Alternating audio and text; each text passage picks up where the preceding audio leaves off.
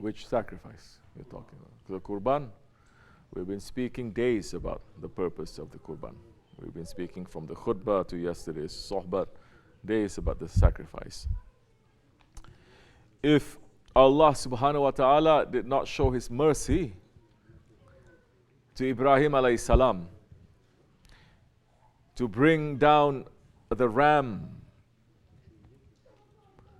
from paradise, and that ram is the ram that Adam alayhi salam, the son, Habil, he gave to Allah subhanahu wa ta'ala. Same ram that came down.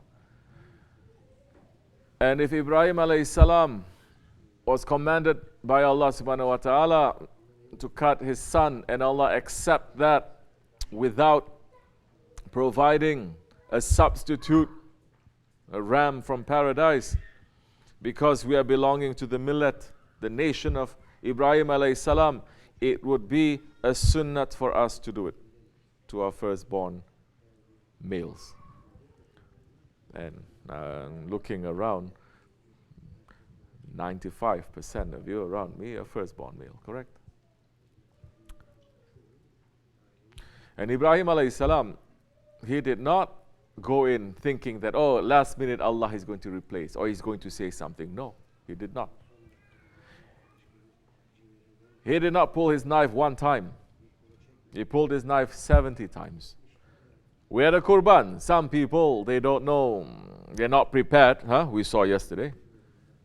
They're not prepared for the Qurban, and their knives are not sharp. And when he pulled, it didn't cut. Did you ever think, when you saw that, what happened? Your heart leaped out, right? Must be so painful, although it didn't cut. Did you ever think this was how Ibrahim alayhi salam felt? He didn't pull it once, he pulled it 70 times. And it didn't cut. Did he sharpen his knife? He sharpened his knife so good. When he threw that knife, because it didn't cut, it landed on a rock and he cut that rock in half. And whatever you're watching, you're using your intelligence, you will connect things together and you will feel something.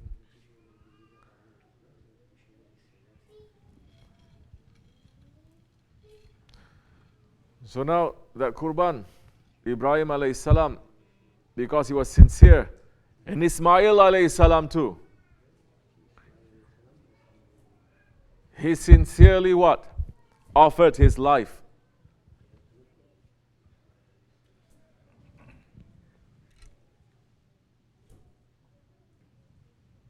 And he's asking his father, oh father, who do you think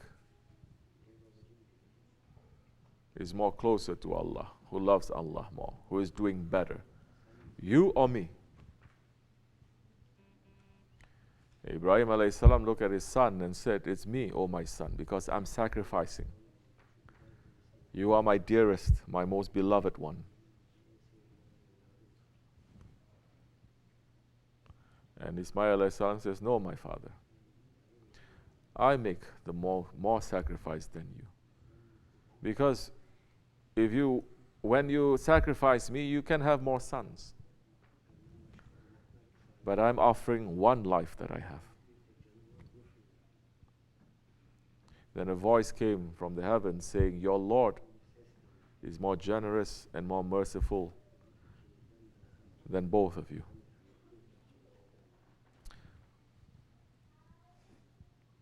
Ibrahim alayhi salam pulling the knife saying, Allahu Akbar, Allahu Akbar. Ismail alayhi salam saying, La ilaha illallah.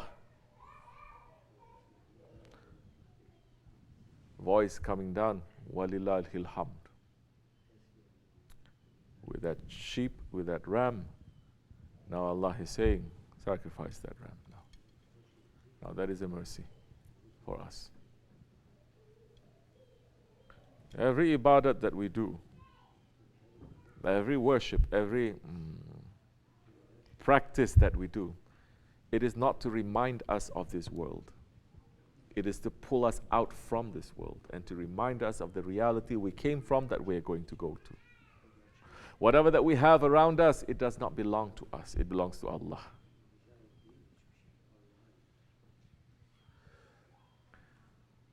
Now when you sacrifice that animal, to know everything belongs to Allah. Allah does not need that sacrifice. We do. We need that sacrifice. Allah does not need the blood to be spilled. We need that blood to be spilled. There's so many secrets to that, especially where the blood is concerned. This Qurban, it is not a Qurban where people, especially non-Muslims, are not understanding this. Because their only idea of when blood is spilled is they go nuts, they go crazy, they jump up and down. But the Qurban, it is one of the most solemn, one of the, you don't say it is sad, but it is very heavy, it is very serious, isn't it? It is a very spiritual thing that you're watching. You don't take something, you cannot even now cut with anger. You cannot cut with loving the blood and you're cutting it. All that is completely absent from any of the Qurban that we are doing it. Because the one who's performing it too, he has to be at least in wudu or in ghusl. Not like today's. They're not doing it the same way as the Prophet ﷺ is doing it because it turned into a business. They have people there, they don't even have a wudu, with a cigarette in their mouth, with a knife that is dull, because they have to cut hundreds of sheep, and they're cutting it a little bit, blood is flowing, and they're snapping the neck. And they just put it aside. Next one hour they're going it, isn't it? Isn't this what's happening? That's no good. Or worse now, I'm sure there are places where they say we don't need people, we can just have a machine to do it. Just to say Bismillahi Allahu Akbar, it's just going to cut. It's happening for Zabiha. Maybe it's happening for Qurban. What happens to all that meat that is in Saudi Arabia, by the way, that people are cutting? You think they pack everything nicely to give it to poor people? Think again. Millions are being cut. What do you think happened to them? If it's all given to poor people to eat. Something to think about.